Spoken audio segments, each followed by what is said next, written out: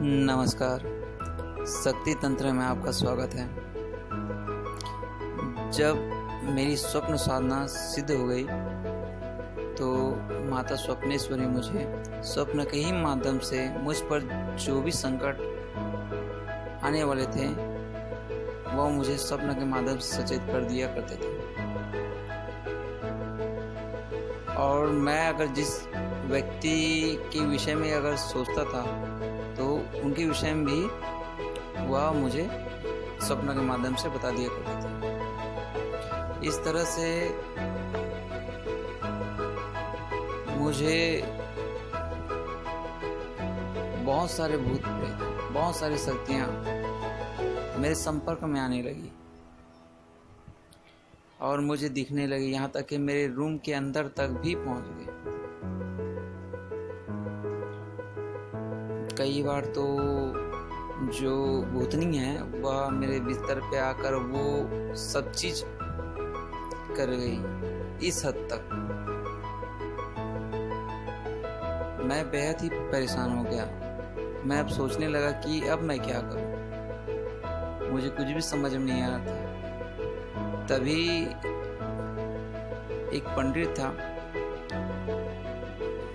वह पंडित से मैंने आग्रह किया कि क्या आप मेरी मदद कर सकते हैं। और वो तांत्रिक था। मुझे तांत्रिक के विषय में ज़्यादा कुछ जानकारी नहीं था उस वक्त, और मुझे ये भी पता नहीं था कि वह तांत्रिक है। मैंने उन्हें ब्राह्मण समझकर अपना गुरु स्वीकार किया। फिर उन्होंने वह तांत्रिक गुप्त मंत्र मुझे प्रदान किए और मैं उनके सानिध्य में पूर्ण समर्पण भाव से गुरु भक्त होकर उनके आदेशानुसार कार्य करने लगा। अब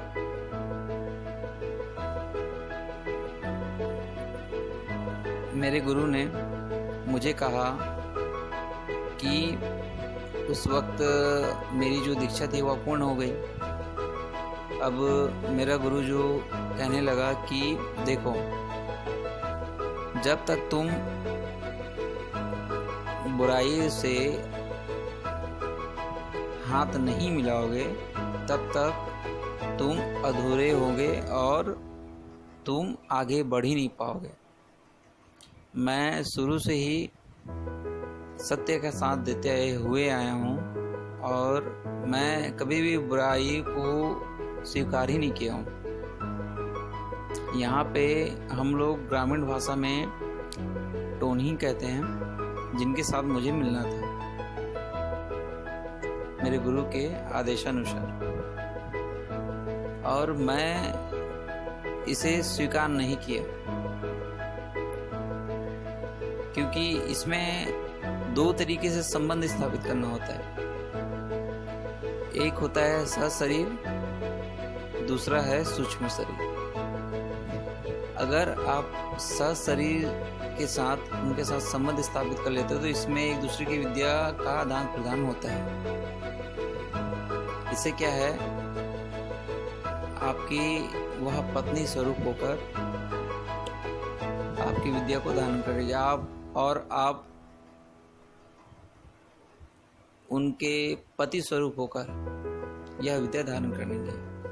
हमारे तरफ एक दोहा मशहूर है, इसे कहते हैं ठाकुर ऊपर ठाकुराइन चढ़े, और यह इसी से रिलेटेड है। तो यह सब शरीर होता था। उसके बाद सूक्ष्म शरीर में जैसे मना करने के बाद अगर आप सब शरीर नहीं करते हो तो वो क्या करते हैं, अपने शक्तियों के द्वारा, चाहे आप कितने भी दूर क्यों ना हो, आपके साथ संबंध स्थापित करेंगे।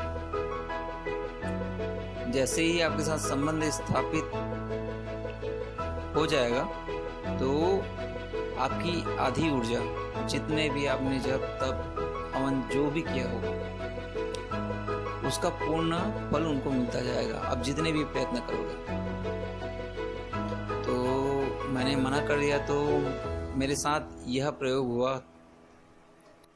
उसके बाद मैंने गुरु से कहा कि मेरे साथ ऐसा ऐसा हो रहा है। तो उन्होंने कहा, मैंने तुझे बताया था कि अगर इस लाइन पे चलना है तो तुम्हें संबंध बनाना ही पड़ेगा, और मैं इसके खिलाफ था।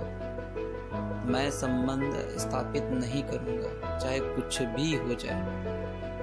तो उस वक्त मेरे गुरु जो है, उन्होंने अपनी एक कमेटी बिठाई।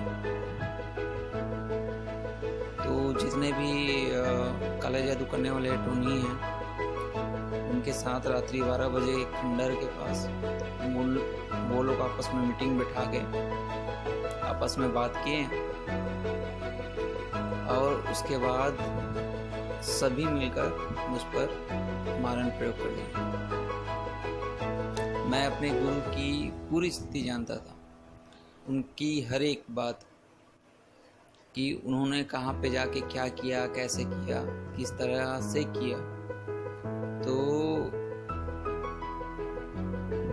अब ऐसी अवस्था आ गई मेरे सामने, जब मुझ पर यह प्रयोग हुआ तो मैं दौड़ के भागा मेरे गुरु की तरफ। गुरु कहने लगा कि ये तो बस ऐसे ही छोटा मोटा कुछ होगा, तो तू ज़्यादा ध्यान मत देना।